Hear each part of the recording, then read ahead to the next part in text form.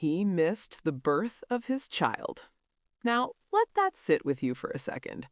Not because he was deployed overseas, not because he was in surgery, not because of some tragic accident on the highway. He missed it because he chose to.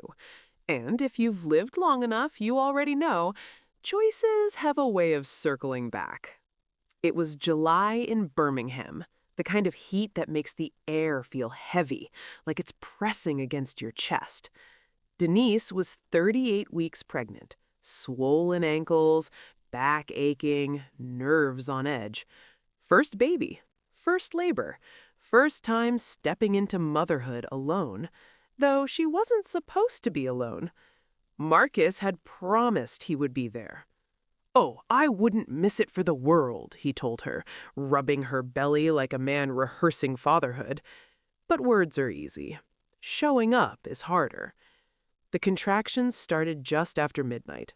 Slow, tightening, releasing. Denise sat on the edge of the bed, breathing through them, just like the nurse had taught her in class.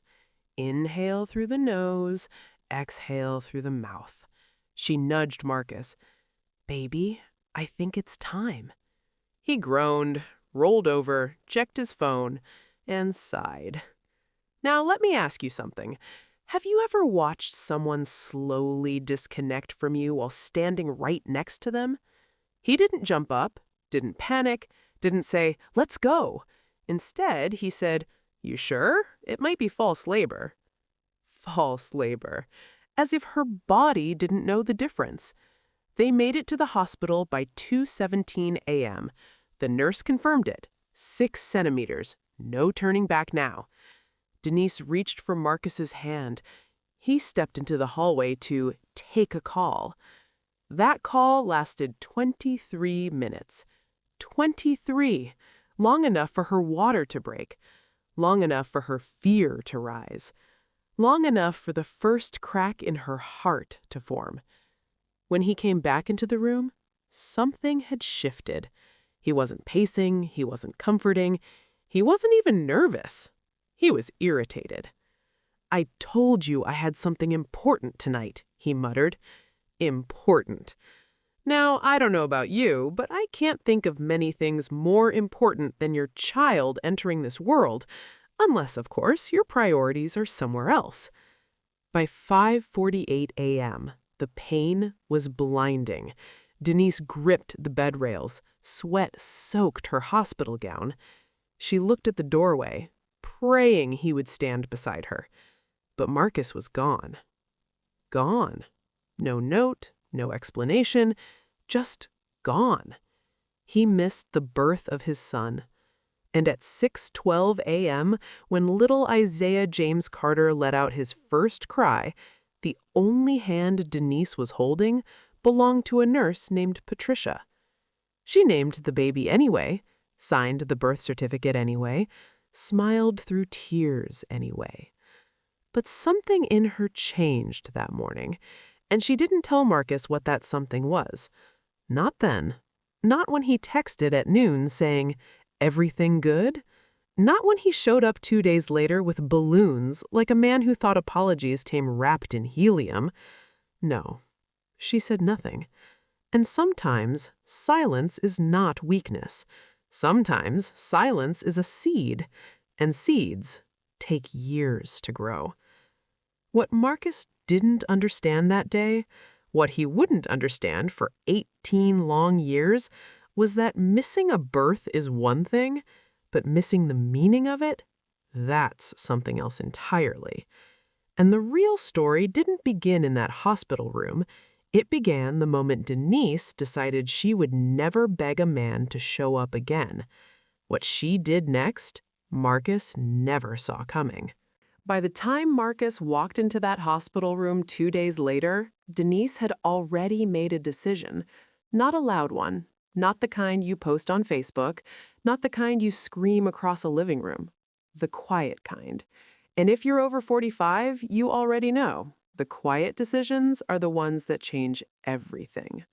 He came in carrying balloons that said, "It's a boy," like the words could cover absence, like helium could lift the weight he had dropped on her chest. "Hey," he said, leaning down to kiss her forehead. Denise looked at him the way you look at someone who just revealed who they truly are. Polite, measured, done. "You missed it," she said softly. "I told you I had that business meeting," Marcus replied, setting the balloons down. "This promotion could change things for us." For us. Funny how people say for us when the decision was only for them. Denise didn't argue, didn't cry, didn't even raise her voice. She just looked over at Isaiah sleeping in that clear hospital bassinet, 10 fingers, 10 toes, a full head of thick black hair. And in that moment, she understood something. She was already alone. Now, let me pause right here and ask you something. Have you ever realized you were doing life by yourself while still technically married? That realization doesn't come with fireworks. It comes with clarity. Marcus talked for another 20 minutes about networking and timing and how hard it is to balance responsibilities. Denise listened the way women do when they're mentally packing their emotional bags. She didn't threaten to leave. She didn't demand counseling. She didn't give ultimatums. She simply stopped expecting. And expectation, my friends, is where most heartbreak lives. Over the next few weeks, Marcus drifted further into his ambition. Late nights, early mornings. "I'm doing this for our future," he'd say, while barely holding his son. Meanwhile, Denise learned how to rock Isaiah with one arm and pay bills with the other. She mastered midnight feedings, learned the rhythm of her baby's cry, discovered strength she didn't know she had. There's something about motherhood that rearranges your spine, makes it straighter. One evening, about 3 months later, Marcus came home past midnight again. Denise was sitting at the kitchen table with a stack of papers. "What's all that?" he asked, loosening his tie. "Just organizing," she replied. Organizing. Bank statements, savings plans, apartment listings. She had stopped asking him where he was, and he hadn't noticed. Sometimes a man thinks silence means peace, but sometimes silence means preparation. Now, don't get me wrong, Denise wasn't plotting revenge. She wasn't bitter. She was becoming independent. There's a difference. By the time Isaiah turned 1, Marcus had missed more milestones than he had attended. First laugh, missed it. First steps, missed those too. But he did show up for the company holiday party. Funny how that works. And then one night, when Isaiah had a fever of 103 and Denise rushed him to the ER alone, something inside her finally settled. Not anger, not sadness, finality. She looked down at her baby hooked up to monitors and whispered, "I will never let you feel abandoned." What she didn't know was that promise would echo 18 years later in a place filled with caps and gowns. Because when a child grows up watching who stays and who doesn't, they learn something powerful. And Marcus was about to learn it the hard way. But not yet. Not until the day he showed up uninvited. Now, let me tell you something about distance. It doesn't always arrive with slammed doors and shouting matches. Sometimes it shows up quietly, in missed dinners, in empty seats, in unanswered questions. And over the next 2 years, that distance between Denise and Marcus stretched like a rubber band pulled too tight. At first, Marcus didn't notice. He still called it working hard, still told his friends he was providing, still believed a paycheck could substitute presence. But babies don't recognize paychecks. They recognize voices. They recognize hands. They recognize who picks them up when they cry. By the time Isaiah was 3, he would run past Marcus at the door and wrap himself around Denise's legs instead. And let me ask you something. Have you ever watched your own child choose someone else for comfort? It's humbling. Marcus would laugh it off. "Boy just stuck to his mama," he'd say. But there was something behind his eyes, something uneasy. Because deep down, he knew. Children don't just attach by accident. They attach by repetition. And Marcus was rarely there long enough to build repetition. One Sunday afternoon, Denise invited Marcus to Isaiah's preschool recital, Just a small church basement stage, folding chairs, construction paper decorations taped crooked on the wall. Nothing glamorous. But Isaiah had practiced his little line all week. "I'm a shining star," he would say, pointing to himself with pride. Marcus promised he'd come. You already know where this is going. The seat beside Denise remained empty. Isaiah scanned the crowd from the stage, searching. Kids always search. Even when you think they're not paying attention, they are. After the recital, he asked quietly, "Mama, Daddy working?" Denise knelt down, smoothed his tiny suit jacket. "Yes, baby." She never bad-mouthed Marcus, not once, because she understood something. Children form their own conclusions without commentary, and conclusions formed without explanation tend to run deeper. That night, when Marcus came home, Denise didn't mention the recital, didn't argue, didn't accuse. She was learning a new kind of strength, the strength of detachment. And if you've ever detached emotionally while still physically present, you know how powerful that is. Now, here's the part Marcus didn't see coming. Denise started going back to school. Online classes at first, late nights after Isaiah went to bed. She enrolled in a healthcare administration program, something stable, something respectable, something that would allow her to stand without leaning. Marcus barely noticed. He was chasing promotions, networking events, golf outings. They became roommates with shared history, two people under one roof but living separate realities. And then came the night everything shifted. It was Isaiah's 5th birthday. Denise had baked the cake herself. Chocolate with buttercream frosting, balloons tied to kitchen chairs, a small gathering of family and friends. Marcus was supposed to pick up the ice cream. He never came. Phone straight to voicemail, guests awkward, cake melting. Isaiah sat at the table wearing a paper crown, asking every few minutes, "Daddy almost here?" Denise kept smiling. But inside, something locked. Not cracked, locked. Because that night, she stopped hoping. And when a woman stops hoping, the marriage is already halfway over. Marcus walked in at 11:47 p.m., smelling like cologne in celebration. Promotion secured. He looked around at the half-deflated balloons and leftover cake. What happened? Denise met his eyes calmly. "Life," she said. And that was the last birthday Isaiah ever waited for his father to attend. But the real breaking point, it came 3 months later. And this time, Marcus couldn't explain it away. 3 months after that birthday, the breaking point didn't come with shouting. It came with headlights. Denise was sitting at the kitchen table again, that same kitchen table where she had once sorted bank statements and apartment listings. Isaiah was asleep upstairs. The house was quiet, the kind of quiet that feels like it's waiting for something. Marcus had texted earlier, running late. Now tell me, how many relationships have been damaged by those two words? Running late. It was 12:38 a.m. when she heard the car pull in. But it wasn't Marcus's car. It was unfamiliar, sleeker, louder. Denise didn't rush to the window. She didn't have to. She already knew. Sometimes intuition doesn't scream, it whispers. She heard laughter outside, a woman's laughter. Not loud, not inappropriate, just comfortable. That kind of comfort doesn't develop overnight. Marcus walked in 5 minutes later, adjusting his jacket like nothing had happened. "You're up?" he asked.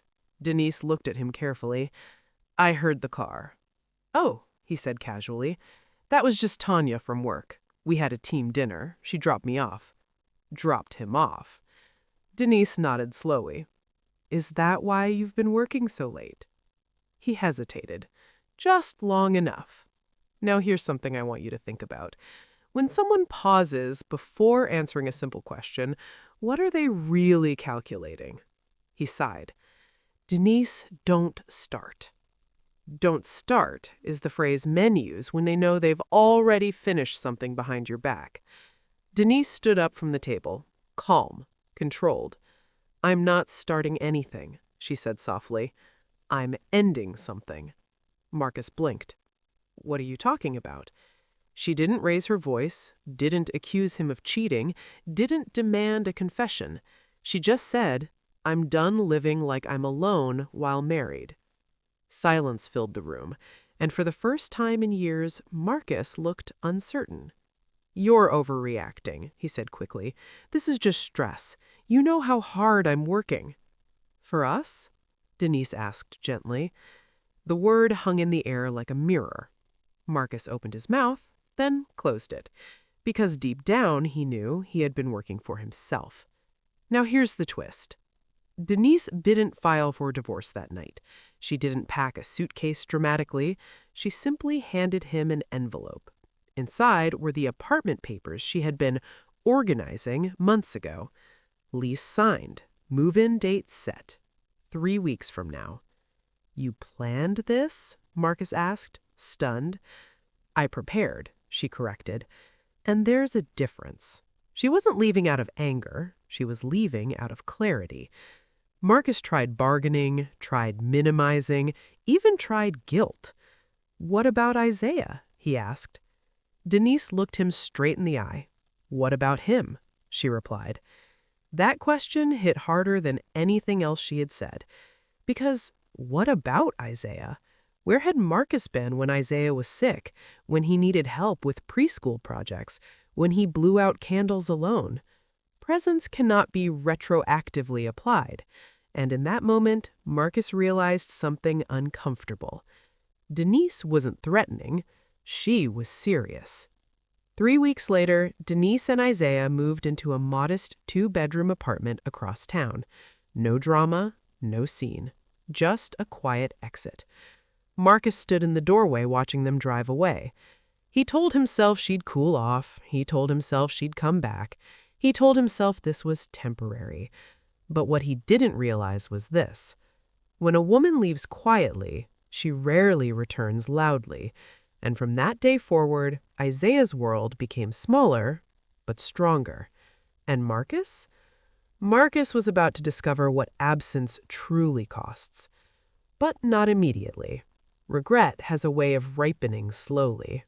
The apartment wasn't fancy. No granite countertops, no walk-in closets, no shiny new appliances humming like status symbols. Just beige walls, thin carpet, a small balcony that overlooked a parking lot instead of a skyline. But let me tell you something. Peace sounds different when you finally have it. It sounds like quiet mornings without tension, like laughter that isn't forced, like a child sleeping through the night without waiting for footsteps at the door. Denise felt it the very first evening. Isaiah ran from room to room like it was a mansion. This my room, Mama? All mine? All yours, she smiled. Now here's a question for you. Have you ever downsized your space but upgraded your spirit? That's what this was. The first few months weren't easy. Denise worked during the day, studied at night, and made every dollar stretch like elastic. She learned coupon apps, learned how to fix small plumbing leaks herself, learned that strength grows when excuses shrink. Meanwhile, Marcus called occasionally. Let me take him this weekend. Something came up. I'll reschedule. Reschedule became his favorite word. And children, they keep count even when they don't have a calendar. Isaiah stopped asking, when Daddy comin'? He started asking, we okay, Mama? That question right there, that's when Denise knew she was doing something right. Because her son wasn't worried about toys. He wasn't worried about what other kids had. He was worried about stability. Denise made it her mission to give him that. Friday nights became pizza and movie nights on the living room floor. Saturday mornings were pancake mornings, slightly burnt at first, but better every week. Sunday evenings were library trips. Simple traditions, but consistent. Consistency builds security, and security builds confidence. Now, don't get it twisted. Denise had moments. Late at night, after Isaiah was asleep, she would sit on that small balcony with a cup of tea and let herself feel it. The hurt, the disappointment, the betrayal. She wasn't made of stone, but she never let those feelings leak onto Isaiah because she understood something many don't. Children should not carry the weight of adult mistakes. Meanwhile, Marcus's career soared. Corner office, company car, new social circle, and yes, Tanya from work became more than a coworker. He told himself Denise was too emotional, too sensitive. Funny how accountability feels like an attack to someone who avoids it. Years passed. Isaiah grew taller, leaner, smarter. Denise graduated with honors from her program, landed a management position at a regional hospital, stable income, benefits, growth. She didn't need Marcus anymore. And here's the thing, she never tried to turn Isaiah against him. If Marcus called, she handed over the phone. If Marcus showed up, she made space. But showing up became rare. Birthdays missed, parent-teacher conferences skipped, soccer games unattended. Marcus sent gifts sometimes, expensive ones, but gifts don't clap in the bleachers. Let me say that again for the folks in the back. Gifts don't clap in the bleachers. By the time Isaiah turned 12, he had stopped expecting his father at events. He still loved him, but he no longer leaned toward him. And that subtle shift, Marcus didn't notice. Not yet. He was busy building a life that looked impressive on paper. But paper doesn't hug you back. And one day, many years later, Marcus would walk into a room full of folding chairs again. Only this time, the seat waiting for him wouldn't be empty. It would be occupied by consequences. By the time Isaiah reached high school, something had settled into him. Not anger, not bitterness, just awareness. And awareness in a young man can be powerful. He was tall now, taller than Denise by sophomore year, deep voice coming in steady, shoulders broadening, the kind of young man people would stop and say, "You raised him right," when they passed them in grocery store aisles. Denise would smile politely, because raising a child alone doesn't feel heroic while you're doing it. It just feels necessary. Isaiah joined the debate team his freshman year. He had a gift for speaking, calm, measured, thoughtful. He didn't raise his voice to win arguments. He listened first. Now pause for a second. Isn't it interesting how children who grow up watching silence often learn to use words carefully? His first big competition was at a regional tournament downtown.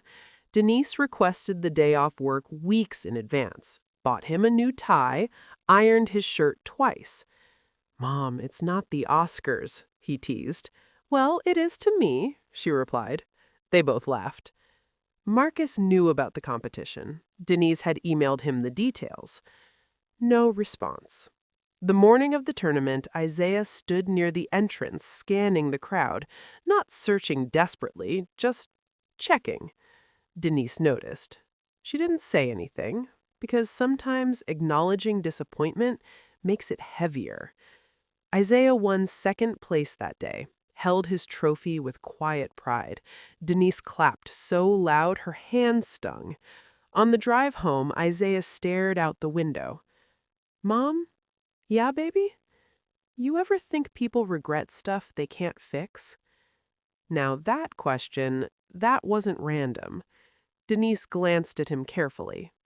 "Sometimes," she said, "but regret doesn't always mean change."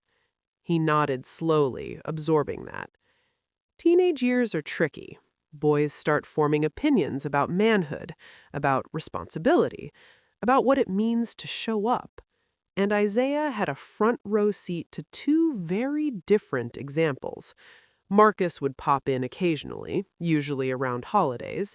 A dinner here, a handshake there, conversations that felt more like interviews. So, what you planning to major in? How's school? You staying out of trouble? Surface level questions. But fatherhood lives below the surface. One evening, when Isaiah was 16, Marcus took him to a steakhouse. Upscale, polished, expensive. Halfway through dinner, Marcus leaned back and said, "You know, success is about priorities. You gotta focus on your future. Sacrifices have to be made." Isaiah looked at him quietly. "What kind of sacrifices?" he asked. Marcus chuckled. "Sometimes you miss things, but it's worth it in the long run." Isaiah nodded, but something in his expression hardened, because he understood now. He understood that some sacrifices are chosen and some are imposed on others. When Marcus dropped him off that night, Isaiah didn't rush inside. He stood on the porch for a moment, watching his father's taillights disappear. Denise opened the door. "You okay?" He shrugged. "I'm good." But he wasn't confused anymore, and clarity can either build a bridge or close a door. Marcus still believed there was time. Time to repair, time to reconnect, time to step into the role he had only half played. What he didn't realize was this: time doesn't freeze just because you assume it will wait for you. And the next milestone coming, it wasn't a preschool recital, it wasn't a debate trophy, it was bigger. Bigger than Marcus was prepared for, because 18 years have a way of adding up. And the day of graduation was closer than he thought. Senior year arrived quietly. No drum roll, no warning. Just a calendar page turning faster than anyone expected. One minute, Isaiah was asking for help tying his shoes. The next, he was filling out college applications at the same kitchen table where Denise once sorted bills and built an exit plan. Life has a sense of poetry like that. Isaiah had been accepted into 3 universities, solid schools, scholarships on the table. His guidance counselor called him disciplined. His debate coach called him measured. Denise called him blessing. Graduation announcements started arriving in the mail from other families. Gold lettering, smiling portraits, future plans printed neatly beneath each name. Denise ordered Isaiah's cap and gown online, navy blue. She held it in her hands when it arrived, smoothing the fabric like it was sacred. And in a way, it was. 18 years of early mornings, 18 years of steady presence, 18 years of showing up. Now, here's where things shift. One evening, Isaiah walked into the living room holding his phone. "Mom," he said carefully, "the school sent out ticket limits." "How many we get?" she asked. 6. 6 seats. Denise started listing names out loud. Grandma, Aunt Cheryl, Cousin Devin, Pastor Williams, her best friend Monica. That was 5. The 6th seat sat in the air like a question. Isaiah stood still. "You want me to invite him?" Denise asked gently. She never said his name that way, like he was a shadow. Isaiah exhaled slowly. "I don't know." And that right there, that's the weight of absence. Because when presence is consistent, invitations are automatic. When it's not, it becomes a debate. Denise didn't rush him. "Well," she said calmly, "this day is about you. Not history, not feelings, just you." Isaiah nodded, staring at the floor. Later that night, he texted Marcus. "Graduation is June 12th. If you want to come, I can get you a ticket." Simple. Direct. No emotion attached. Marcus read the message twice. Graduation. June 12th? For a moment, he felt something unfamiliar. Not pride, not excitement, panic. Because suddenly, 18 years didn't feel long. They felt fast. He responded quickly. Of course I'll be there. Wouldn't miss it.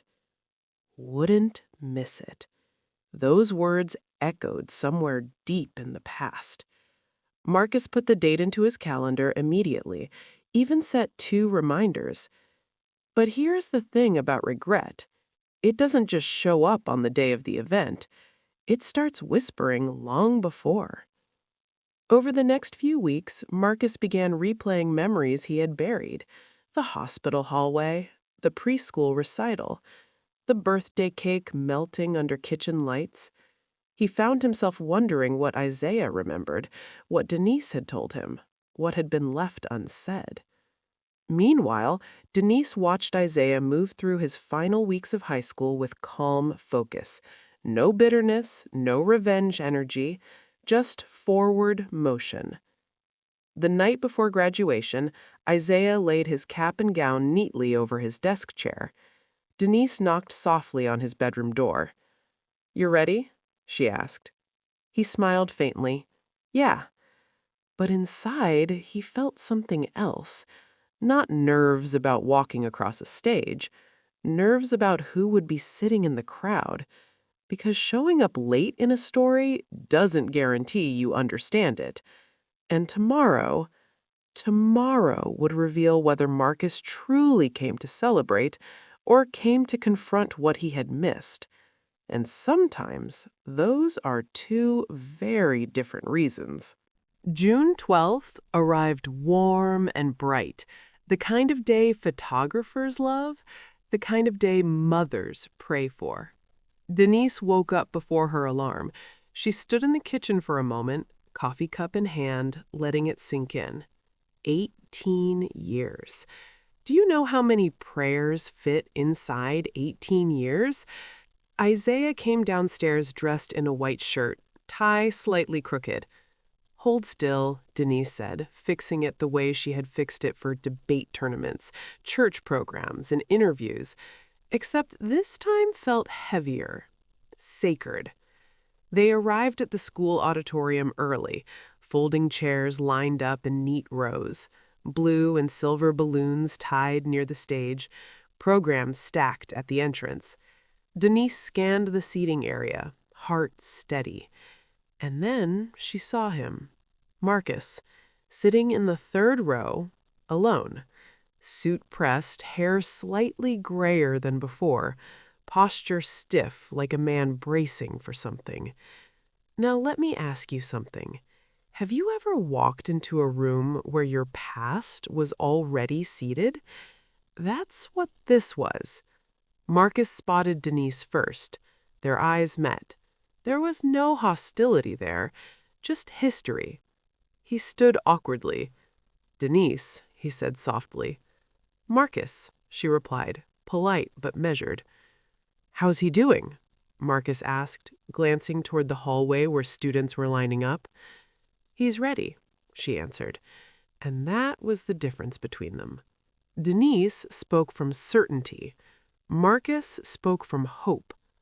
The ceremony began with the usual speeches, principal thanking parents, valedictorian quoting someone inspirational, polite applause. Marcus clutched the program tighter than necessary. When they called Isaiah James Carter, something shifted in the air. Isaiah walked across that stage tall and steady. No rush, no hesitation. The crowd clapped. Denise stood first. Marcus followed. For a brief moment, their applause overlapped. 2 people who had traveled very different roads to the same destination. Isaiah accepted his diploma, shook hands, smiled for the camera. But here's the part Marcus wasn't prepared for.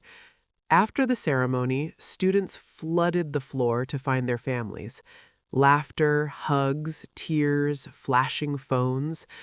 Isaiah spotted Denise instantly. He walked straight to her, wrapped her in a hug that wasn't quick or polite, but deep, grateful, anchored. I couldn't have done this without you, he whispered. Denise closed her eyes. I know, she said. Marcus stood a few feet away, waiting, the way you wait when you're unsure of your place. Isaiah turned slowly. Hey, he said to his father.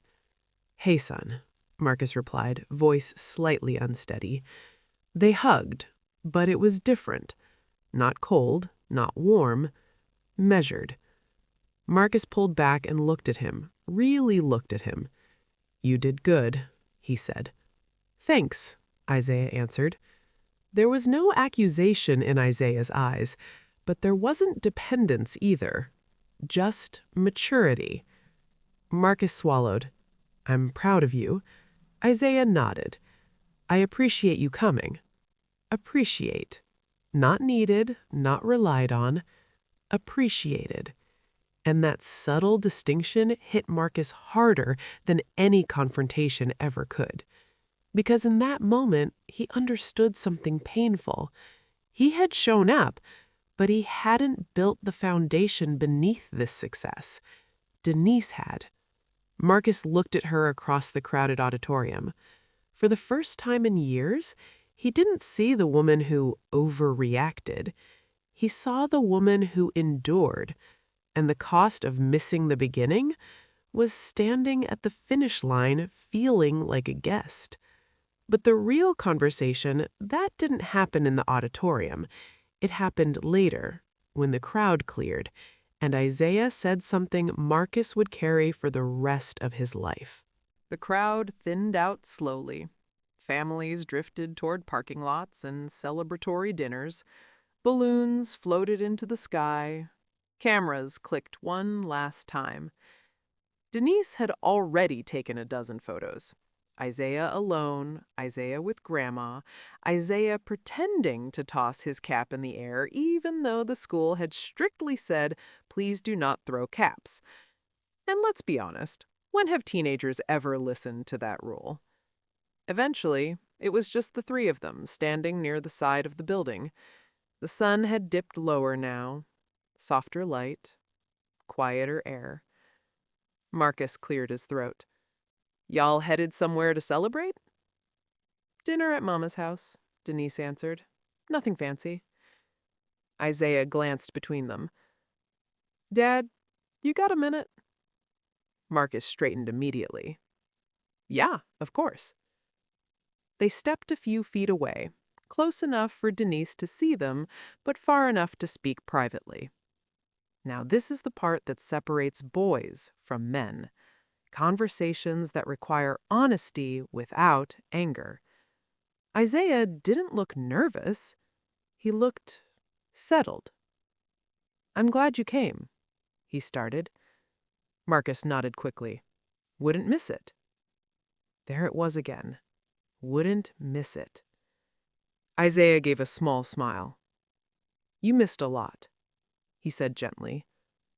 Not accusing, not dramatic, just factual. Marcus inhaled slowly. I know. Silence stretched between them, but not the kind that suffocates, the kind that forces truth to surface. I used to wait for you when I was little. Marcus's jaw tightened. For birthdays, games, stuff like that. I was working, Marcus replied instinctively, then stopped himself. Excuses sound different when you say them out loud to your grown son. Isaiah nodded. I figured. Then he said something that landed like a quiet thunderclap. I stopped waiting after a while. Now let me ask you something. Is there anything heavier than hearing your child say they adjusted to your absence? Marcus swallowed hard. I'm sorry, he said. And this time it wasn't polished, it wasn't defensive. It was real. Isaiah studied his father carefully. I don't hate you, he said. I just learned not to depend on you. And there it was. The cost. Not anger, not resentment. Independence. Marcus felt something crack open inside him, something pride had sealed shut years ago. I should have been there, he admitted. Yeah, Isaiah agreed softly. No yelling, no scene, just acknowledgement. Isaiah glanced toward Denise, who was watching quietly from a distance. Mom never said anything bad about you, Isaiah added. Marcus looked surprised. She didn't have to, Isaiah continued. I could see who showed up. Presence leaves evidence. So does absence. Marcus nodded slowly, eyes glistening in a way he hadn't allowed in years. I'm proud of you, he said again. Isaiah offered a small, mature smile. Thanks. I'm proud of me too. Now that right there, that's confidence built without validation. They stood in silence for a moment longer. Then Isaiah extended his hand, not for a formal handshake, but something symbolic. An offering. Not of restored childhood, but of adult possibility. Marcus took it. Because sometimes forgiveness doesn't erase the past. It just redefines the future. But what Marcus didn't realize yet was this. Showing up once doesn't rebuild 18 years, and the real test wasn't graduation. It was what happened after the applause faded. Dinner at Denise's mother's house was loud in the best way. Laughter spilling from the kitchen, aluminum trays of baked chicken and macaroni stacked on the counter. Someone arguing about whether the sweet tea had enough sugar in it. Normal. Warm. Earned. Marcus stood near the doorway for a moment before stepping inside, not because he wasn't invited, Isaiah had waved him in, but because he felt like a visitor in a story that had continued without him. And in many ways, he was. Denise's mother hugged Isaiah tight. "You did it, baby," she said, holding his face in both hands. "I did," he smiled. Marcus watched that exchange carefully. There's something about seeing your child celebrated in spaces you weren't present to shape. It humbles you. He eventually made his way to Isaiah. "So, what's next?" Marcus asked. "Orientation in August," Isaiah replied. "I'm majoring in political science." Marcus nodded approvingly.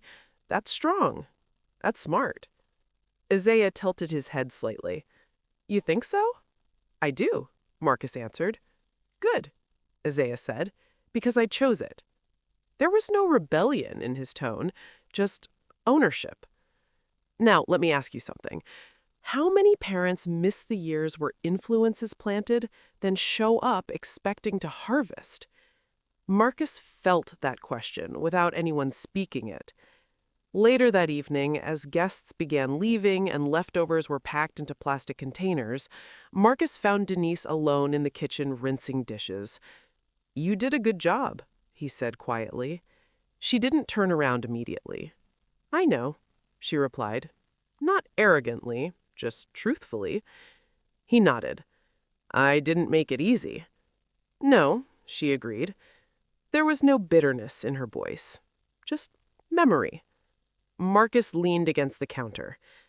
"I thought I had time," he admitted. Denise dried her hands and faced him. "That's what everybody thinks," she said gently, "until time shows you it doesn't wait." That sentence settled between them like final punctuation. Marcus wasn't the villain in this story. He wasn't cruel, he wasn't abusive, he wasn't heartless. He was absent. And absence, over time, writes its own narrative. Before he left that night, Marcus approached Isaiah one last time. "I'd like to do better," he said carefully. Isaiah studied him. "I'm grown now, so it's not about raising me anymore." Marcus nodded slowly. It's about being present, consistently. There it was again. Consistency. The word Marcus had underestimated for 18 years. I can do that, Marcus said. Isaiah didn't argue, didn't promise anything either. We'll see, he answered calmly. And somehow, that was fair. As Marcus drove home that night, he passed the hospital where Isaiah had been born. The memory hit him without warning. Denise gripping the bed rail, the empty hallway, the call he chose to take instead. He pulled into the parking lot and sat there for a long time. Regret doesn't scream. It sits. It replays. It teaches. He missed the birth of his child, but he didn't miss the graduation. And while one moment could never replace the other, it offered something rare, a second chance not at fatherhood's beginning, but at its continuation. Because here's the truth, especially for those of us old enough to know better, you can't rewrite yesterday, but you can decide who you'll be tomorrow. And sometimes that decision is the real milestone. Where are you watching from? Drop your city or country in the comments. If this story touched your heart, like, subscribe, and turn on notifications for more stories about resilience, dignity, and quiet justice. Because some lessons don't come with applause. They come with peace.